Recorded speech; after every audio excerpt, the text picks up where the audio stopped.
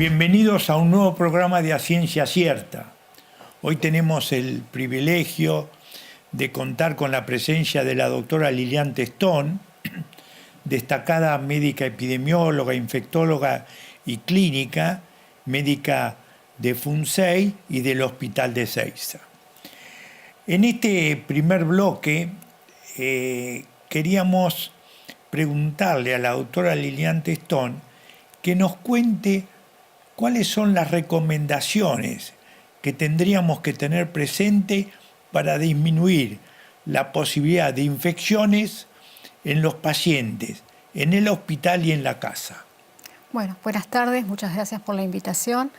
Primero de todo, las infecciones asociadas al cuidado de la salud tienen un tremendo impacto en lo que es la salud pública. Se estima que aproximadamente entre 7 y 10 pacientes de 100 que se internan pueden adquirir una infección. Dentro de las más importantes están aquellas asociadas a las intervenciones quirúrgicas. Estas infecciones que se adquieren dentro del quirófano pueden manifestarse dentro de los días posteriores y hasta un año después si se trata de alguna cirugía donde se insertó una prótesis, por ejemplo.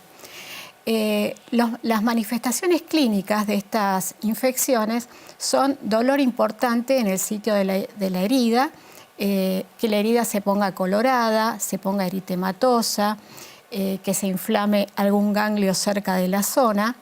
Y para disminuir los factores de riesgo de adquirir estas infecciones es muy importante el lavado de manos. El lavado de manos tanto del equipo que acompaña al cirujano como del cirujano también. El baño previo del paciente con clorexidina o con algún antiséptico.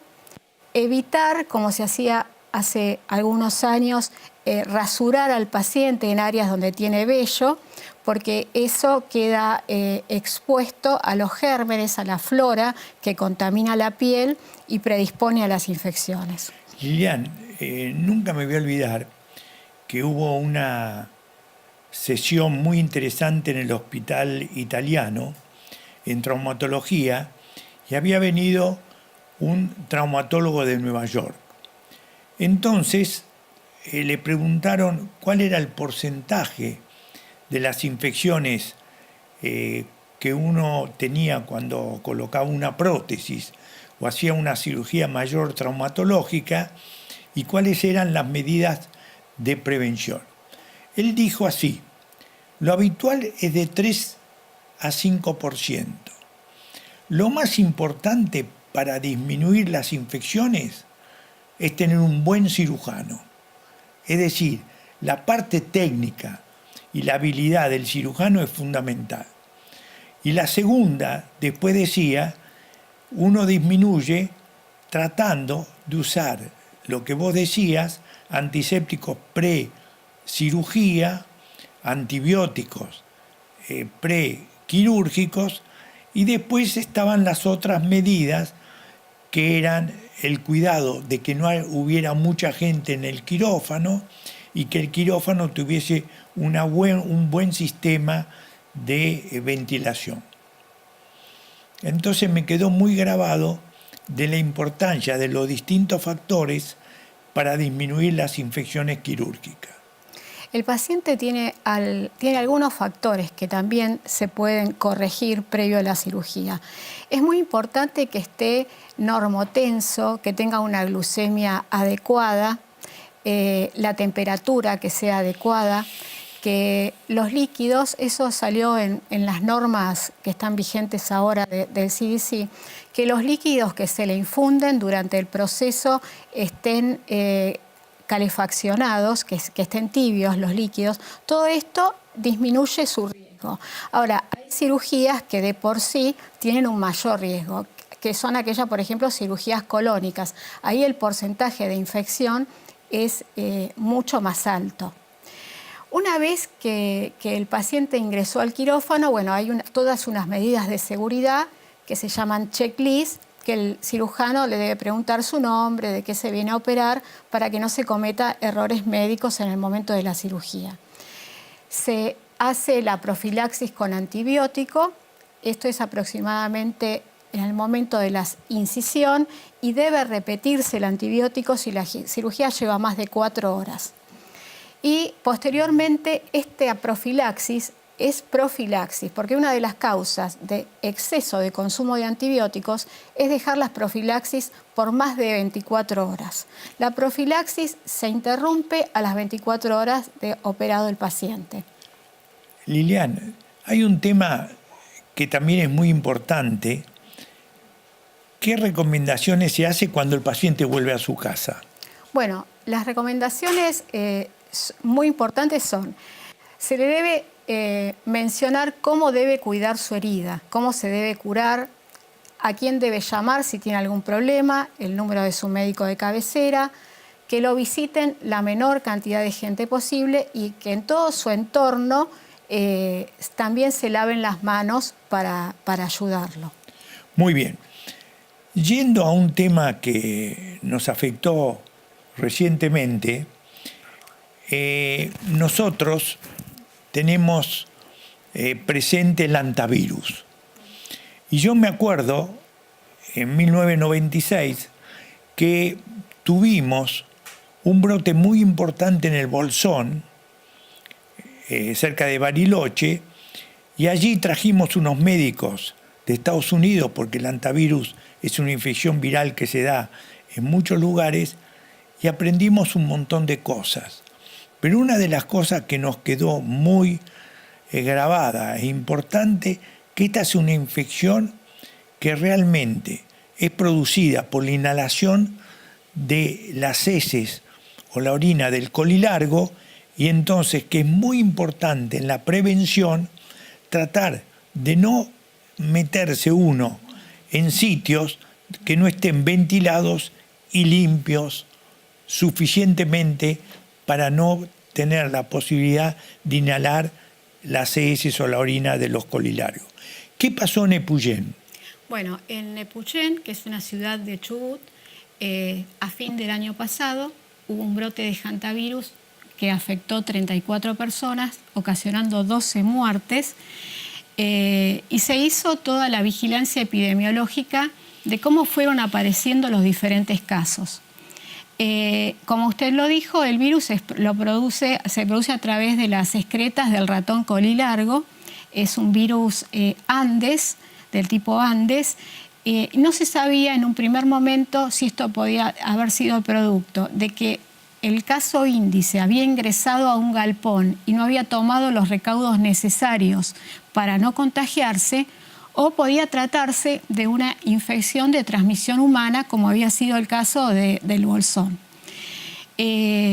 Posteriormente, el laboratorio Malbrán, que fue el laboratorio de referencia, analizó todas las muestras de sangre que se enviaron, las muestras respiratorias, y concluye que se trata del virus Andes Sur, que genotípicamente es de muy alta virulencia, por eso fue la alta transmisibilidad que tuvo, y diferente al tipo molecular que afectó el Bolsón en el año 1996. Sí, y otro tema que a mí me quedó muy grabado, que hantavirus hay en todo el país. Hay una diferencia. Como tú bien decías, el del sur es muy importante porque se transmite persona a persona. No ocurre así muchas veces en los del norte o en la provincia de Buenos Aires. Y yo recuerdo haber estado en el norte y que muchas veces el hantavirus se confunde con otras infecciones como la leptospirosis, que es una infección que cuando llueve se contaminan mucho los sitios y uno los puede aspirar. Y lo que es importante es que estas merecen tratamiento antibiótico a diferencia del hantavirus. Lilian, ¿qué pasa con el sarampión? Bueno, el sarampión, nosotros somos un país que teníamos erradicada la infección desde el año 2000.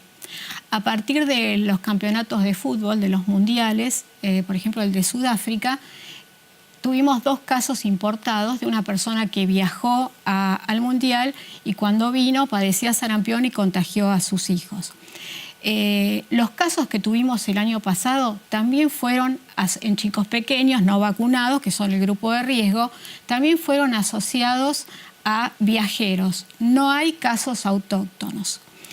Esto parte de un gran movimiento que hay antivacunas en todo el mundo, que surge a través de un artículo que se publicó en una revista muy importante hace casi 20 años. Entonces los padres deciden si vacunan o no vacunan a sus hijos. Esto pasó en Europa y esto pasó en Estados Unidos. Las medidas en este momento son diferentes porque en Italia, por ejemplo, tuvo 5.000 casos, incluidas muertes, incluida gente mayor, donde la enfermedad es mucho más severa. Por lo tanto, ha cambiado la legislación en Estados Unidos y se requiere de que el chico esté vacunado en el momento de la escolarización.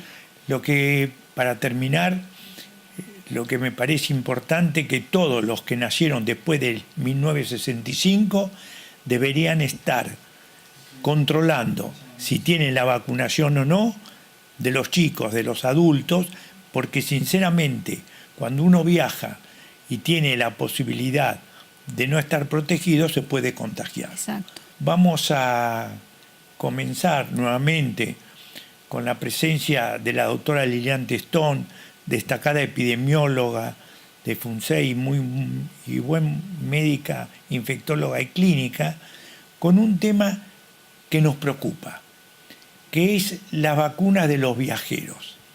Hoy sabemos que mucha gente viaja y muchas veces nos preguntan ¿qué vacunas deberíamos recibir? ¿Por qué no nos haces algunas reflexiones y comentarios para comenzar sobre el tema? Bueno, tan pronto como cuando uno elige el destino a donde va a irse de vacaciones o quizá también por trabajo, es bueno considerar hacer una consulta médica aproximadamente 20 días antes del viaje.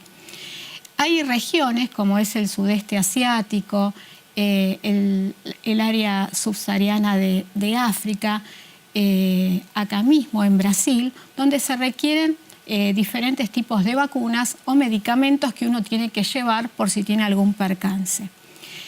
En países donde las condiciones sanitarias no están dadas, si hay problemas con el agua potable, por ejemplo, algo a tener en cuenta es la fiebre tifoidea.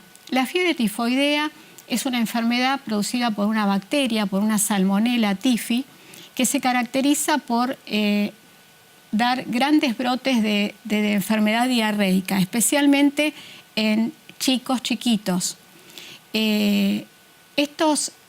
Esta infección puede curarse y el paciente seguir liberando la bacteria por materia fecal. Hay un tema que me parece importante, que salieron artículos recientes, que la fiebre tifoidea, sobre todo en Asia y en algunos otros países, se ha vuelto muy resistente a los tratamientos antibióticos. Por eso me parece importante recordar que hay una vacuna que se da intramuscular y que se da una dosis y que previene contra la fiebre tifoidea. Exacto. Para esos lugares se requiere la vacunación para evitar la infección. Liliana, hay un tema que siempre me preocupó. Yo estuve en la India y me llamó la atención la cantidad de perros que había y había estado informado de que ellos tienen rabia. Además hay un país como Bolivia donde no hay vacunación de los perros contra la rabia y entonces la pregunta es, si uno viaja a algunos países como estos y quiere tener cierta protección, ¿qué debería hacer? Bueno, además de los perros y de los gatos, que bueno, nuestro país tiene una muy buena cobertura sanitaria porque hace vacunaciones en la calle para las mascotas que están sueltas. En la India hay rabia producida por monos, también hay rabia producida por murciélagos. Hubo en Argentina un caso el año pasado en Mar del Plata. Y la rabia no tiene un tratamiento específico y un tratamiento efectivo. teniendo una mortalidad del casi el 90%. Para estos viajeros que van a pasar largos periodos en un viaje de los que llamamos exóticos, se recomienda, así como para los profesionales que trabajan en laboratorios con el virus, que trabajan con animales, los veterinarios, los taxidermistas, los guardaparques, se recomienda una dosis de vacunas previo al viaje, lo que se llama una profilaxis vaccinal. Sí, que se dan 2 dosis. Que consiste en 2 dosis y uno va protegido, y si llega a tener un incidente, algún accidente con rabia, con algo que se compruebe que tiene una infección por rabia, con 3 dosis más o 2 dosis, dependiendo del tipo de paciente, el paciente está cubierto y no va a sufrir ningún tipo de enfermedad. Creo que quedó muy claro que para algunos países recibir la vacuna contra la rabia nos puede ayudar para protegernos si nos pasa algo en dichos países. Hay un tema que es muy frecuente, que es la consulta sobre la fiebre amarilla, que todos sabemos afectó mucho al Brasil. Tanto es así que en Brasil se hizo una campaña de vacunación masiva y dado que las vacunas no eran suficientes, se le dio 1/5 de dosis a la población. Pero muchas personas que viajan a Brasil nos preguntan si deben recibir la vacuna. ¿Qué nos podés decir al respecto? Bueno, es un criterio administrar la vacuna a aquellas personas que viajan a Brasil. El tema es que solamente los mayores de 12 meses y hasta los 60 años y en personas sanas pueden recibir la vacuna, porque es una vacuna que está hecha con virus vivos.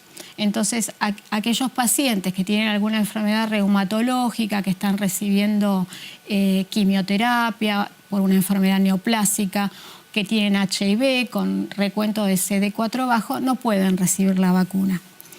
Y aquellos mayores de 60 años, como tienen peligro al vacunarse, hacer un tipo de enfermedad por la vacuna, hay que extenderles un visado, excepto que estemos en contacto con el paciente, veamos que realmente la necesita, porque es más riesgoso que no la tenga que hacerle que la visa. A mí me parece, a mí me parece que quedó muy claro que todas las personas que viajan tienen que aprovechar de actualizar sus vacunas y preguntarle a un médico experto en el tema qué otras vacunas podrían recibir. Una vacuna que me parece que es muy importante por el tiempo del año en que estamos es la vacuna antigripal. Y la vacuna antigripal es tremendamente importante que la reciban casi todos, pero fundamentalmente los mayores de 65, los que tienen factores de riesgo y los chicos después de los 6 meses. Después de los 6 meses. Lo que es importante tener presente que la vacuna antigripal es inactivada. ¿Qué quiere decir? Que no nos puede dar una gripe, no nos puede dar complicaciones, sino que es una vacuna segura, efectiva y que la tenemos que recibir. Me gustaría que nos hicieras algunos comentarios, sobre todo de lo que ha pasado en las embarazadas con el Zika. Bueno, durante el año 2015, Brasil tuvo una gran epidemia de virus Zika, que afectó a adultos, a chicos y a embarazadas. A partir de esa epidemia, nosotros aprendimos muchas cosas, porque epidemias anteriores habían sido en países remotos, con poca bibliografía, poca actualización, y no nos pusimos al tanto de lo que esta enfermedad podía hacer en la mujer embarazada. Dependiendo del trimestre en que la mujer se encuentre, sabemos que en el primer trimestre es toda la formación de los órganos del feto, ¿no? Dependiendo del trimestre en que afecte la infección a la embarazada, el recién nacido va a sufrir diferentes malformaciones. La primera malformación que ellos vieron fue la microcefalia, que Sí. es una cabeza pequeña en percentilos menores a los adecuados. Posterior a eso se vio que los chicos también tenían trastornos en el desarrollo, problemas oculares, problemas auditivos, en las articulaciones, tenían las articulaciones en extensión y en flexión, y trastornos para la deglución, y tardan mucho más que los niños que no tienen la infección en poder caminar. Lilian, en la Argentina, ¿hubo casos autóctonos de enfermedad de Zika? En Argentina hubo casos de Zika, pero todos estaban relacionados con viajes. En general habían sido de viajes, hubo en Puerto Rico casos, hubo muchos casos en Estados Unidos y por supuesto en Brasil. Los casos que nacieron en Argentina fueron asociados a viajeros. En estos momentos, si una persona embarazada te dice, quiero viajar a Brasil, ¿vos qué le dirías? No, las mujeres embarazadas no pueden viajar a Brasil. Primero, porque la mujer embarazada no se puede dar la vacuna de la fiebre amarilla y toda la costa de Brasil tiene fiebre amarilla. Actualmente hay 50 casos en San Pablo. Y segundo, porque hay circulación de virus Zika y de chikungunya también. Vos sabés que yo estuve en Santo Domingo y hay una médica, Mónica, que me contaba que ella lo padeció, de que hubo una gran cantidad de chikungunya, de una enfermedad también transmitida por mosquito, y ella me contaba que los dolores articulares y las molestias que tuvo fueron muy importantes, y entonces me gustaría que nos hagas algún comentario sobre el chikungunya. Bueno, hay 3 enfermedades transmitidas por el Aedes aegypti. El dengue, que lo conocemos porque en nuestro país es endémico, el virus Zika y el chikungunya. La diferencia del chikungunya con los 2 anteriores es la característica de los fuertes dolores óseos que duran no solamente durante el padecimiento de la infección, sino mucho tiempo posterior. Los otros, tanto el dengue como el Zika, son más parecidos. El Zika tiene conjuntivitis, también dolor óseo, fiebre, cefalea, pero el dolor óseo es característico, el importante dolor óseo lo da únicamente el chikungunya. Muy bien. Para ir terminando este bloque, a mí me gustaría destacar un hecho que muchas veces se da. Hay personas que viajan a las Bahamas, a Sudáfrica, a otro lado, y por viajar le piden el certificado de la fiebre amarilla. La razón es que en el 2008 nosotros tuvimos algunos casos en el norte, en Misiones, muy pocos casos, pero nos rotularon como país que tiene fiebre amarilla. Fiebre amarilla. Entonces, mis queridos amigos, cuando ustedes viajan a algún sitio de estos mencionados, averigüen, porque muchas veces llegan a Ezeiza todos preparados para salir a lugares que no se imaginan que le pueden pedir una vacuna, como las Bahamas, y le piden la vacuna. Entonces ustedes tienen que averiguar y recibir la vacuna o el certificado que corresponde internacional para no tener problemas.